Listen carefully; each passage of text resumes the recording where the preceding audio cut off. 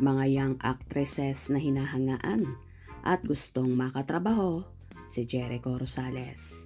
Say mo Janine.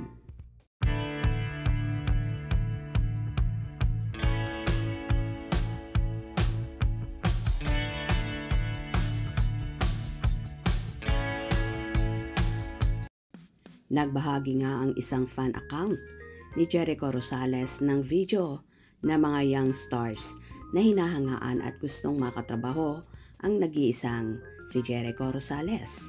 Ayon sa naging post, young star actresses who admire, idolize, and want to work with the hashtag Jericho Rosales, hashtag Kim Chiu, hashtag Barbie Forteza, hashtag Maris Racal, hashtag Bini Colette, hashtag Bini Gwen, hashtag Bel Mariano, hashtag PBB Jazz, hashtag Kayla Estrada.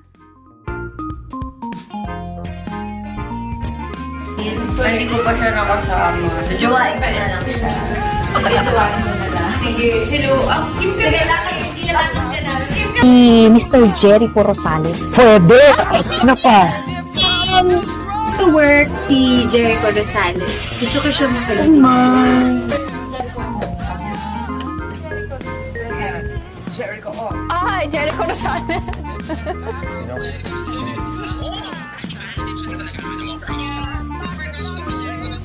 Filipino actor na crush. Si Jericho Rosales. Marami ngang young actresses na gustong makasama at makatrabaho.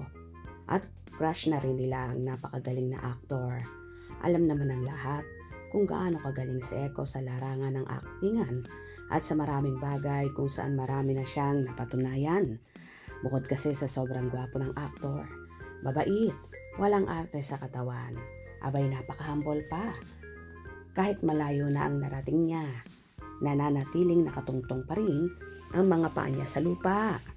Ito rin marahil ang mga katangian ni Eko na nagustuhan ng nobyang si Janine Gutierrez. Kaya naman naging swak ang kanilang personality. Bukod pa dyan ay napakakengkoy ng aktor at may sense of humor. Kaya marami talaga nagkakagusto at nagkaka-admire kay Eko. Ano naman kaya ang magiging reaction dito ni Janine? For sure very flattered siya at proud dahil marami ang gustong makasama at makatrabaho ang aktor. At yun nga marami rin ang nagkaka-crush. Pero no worries mga ka-Ekonin dahil tanging kay Janine ang puso ni Eko at mahal na mahal ang aktor ang panganay na anak ni Lotlot at Monching, kaya proud ang parents ni Nini na todo bandera ng aktor ang kanilang anak.